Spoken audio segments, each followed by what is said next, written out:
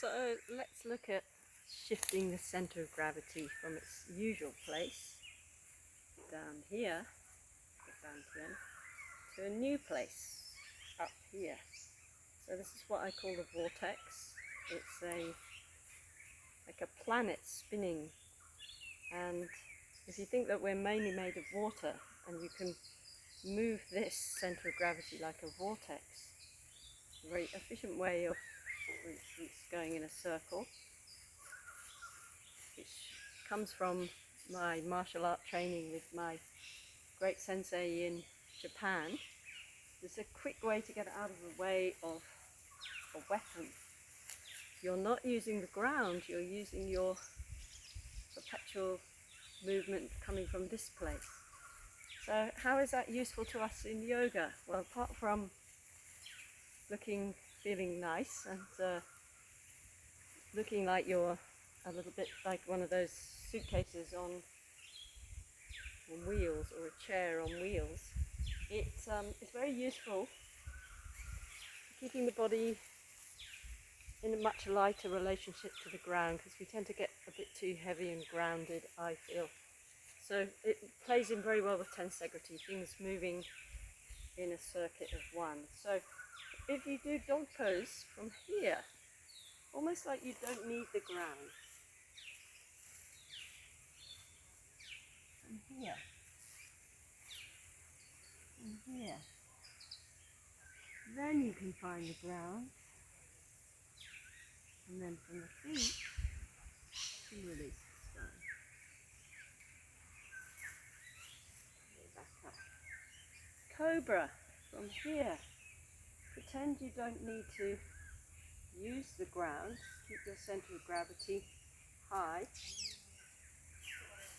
Notice I'm using the hands this way, not like this. Keeping it loose. Cobra, keeping my center of gravity here.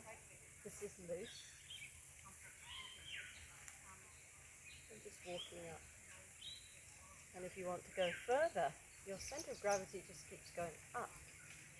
And you'll come to a point, when a butterfly comes to you, when you're going to start naturally finding your own circle.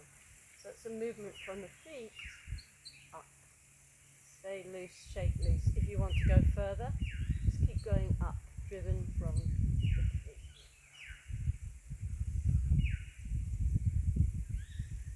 Back to my high center of gravity and long loose limbs. And now I'm going to do the minions. Raising feet, narrowing feet, narrowing feet.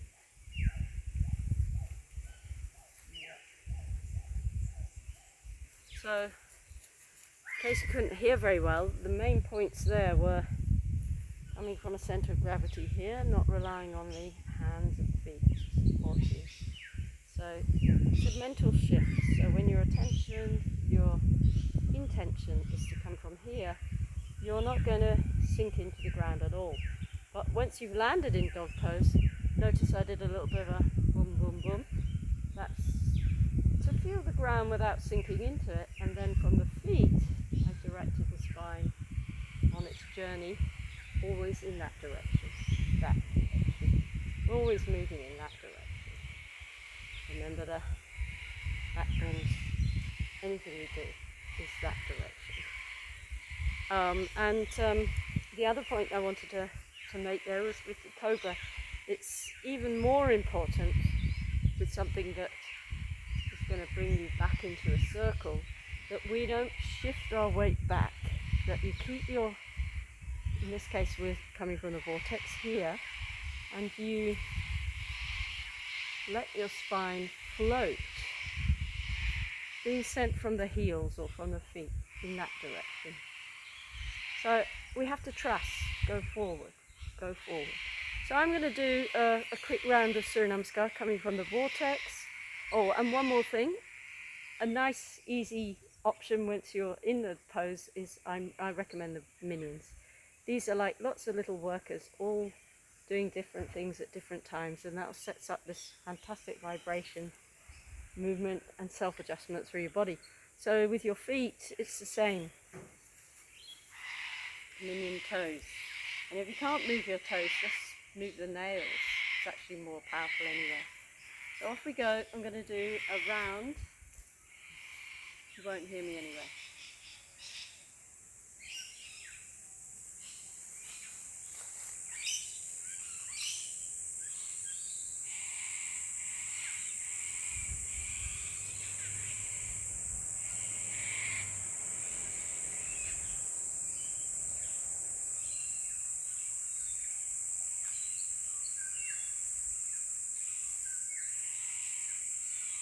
Look up from your feet.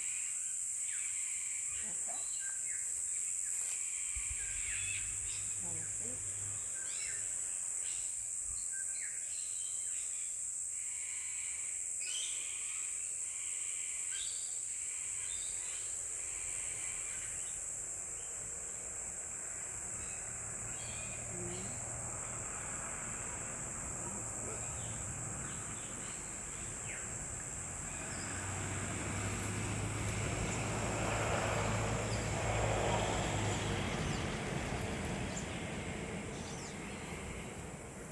So that's just a quick round showing that way, and because there's so many different options we can use to as our center of attention. So just to change it a little bit, I'm just going to show you the difference between that. So that's one option, Suryanamar A. Let's have another option or another aspect or facet to this game. Let's change the focus not from here anymore. Let's change it to as if you're wearing scale suit. So your whole body's supported by almost like a wetsuit, but it's better if you can imagine it as fish scales on the outside of your skin. Now this works brilliantly. First of all, you've got to wake it up. You've got to put the scales on. So use your hand and rub on the inside. Go through the fingers like you're putting on a tube. Don't start from the joint. Go around the joint, back of the hand. Again, the tube. So you can start from the inside or the outside. So get rid of your elbows. Forget the shoulder joints. So I've now got my tube in my arms. So if I take my arms up, I'm going to use the liquid in my body to take the arms up. The liquid in my body. I'm not thinking about moving the arms, just the liquid in my body. So you can also do that with the legs. You have to come back a bit. Start from here. Through the toes. Start from here.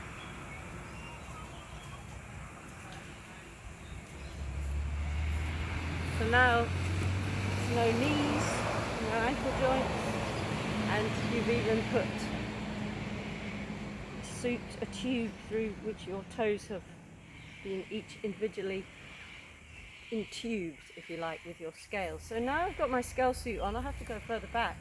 I'm going to visualize only moving from I'm going to sense moving from the from the liquid in my body and do Suryanamar. Direction is always the same, forward and up.